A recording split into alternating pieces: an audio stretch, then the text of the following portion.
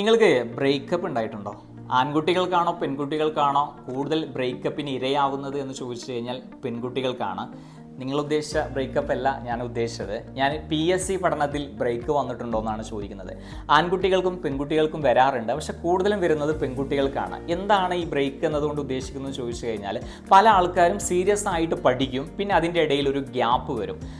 ഒരുപാട് പേരെ അങ്ങനെ കണ്ടിട്ടുണ്ട്. സാർ, ഞാൻ ഒരു 6 മാസം മുന്നേ നന്നായിട്ട് പഠിച്ചിട്ടുണ്ടായിരുന്നു, പിന്നീട് ഒരു ഗ്യാപ്പ് വന്നപ്പോൾ വീണ്ടും സ്റ്റാർട്ട് ചെയ്തതാണ്.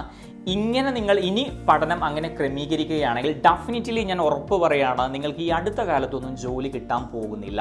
ഇവിടെ ആൺകുട്ടികൾ ഈ PSC പഠനത്തിൽ ബ്രേക്ക് ചെയ്യൽ എപ്പോഴാണെന്ന് ചോദിച്ചു കഴിഞ്ഞാൽ ഫൈനാൻഷ്യൽ ക്രൈസിസ് ഉണ്ടാവുന്ന സമയത്താണ്. അവർ പഠിക്കുന്ന സമയത്ത് അവരുടെ കയ്യിൽ ക്യാഷ് ഉണ്ടാവില്ല. അപ്പോൾ ക്യാഷ് ഉണ്ടാക്കാൻ വേണ്ടി അവരെന്ത് ചെയ്യും?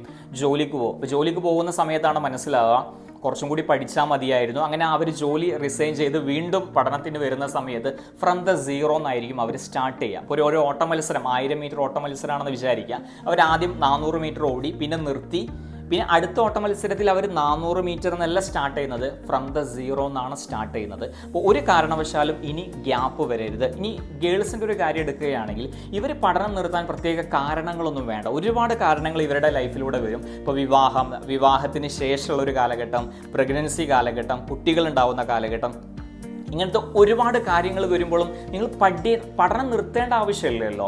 കാരണം എന്താണെന്ന് വെച്ച് കഴിഞ്ഞാൽ, നമ്മൾ കോളേജിൽ പോകണോ, സെൻറ്ററിൽ പോകണോ, അങ്ങനെയൊന്നും വേണ്ട. നമുക്ക് എവിടെയാണോ നിൽക്കുന്നത് അവിടെ വെച്ച് നമുക്ക് പഠിക്കാൻ പറ്റും. അപ്പോൾ അതുകൊണ്ട് ഇനി ജോലി കിട്ടും വരെ ഈ പഠനത്തിൽ ഒരു ഗ്യാപ്പ് ഉണ്ടാവില്ല എന്ന് ഇപ്പം മുതൽ എന്ത് ചെയ്യണം? തീരുമാനിച്ച് ധൈര്യപൂർവ്വം നിങ്ങൾ പഠിക്കുകയാണെങ്കിൽ ഞാൻ ഉറപ്പ് പറയുന്നു, 1 വർഷം കൊണ്ട് നിങ്ങൾക്ക് എന്ത് ചെയ്യാൻ പറ്റും? ഗവൺമെൻറ് സർവീസിൽ കയറാൻ പറ്റും.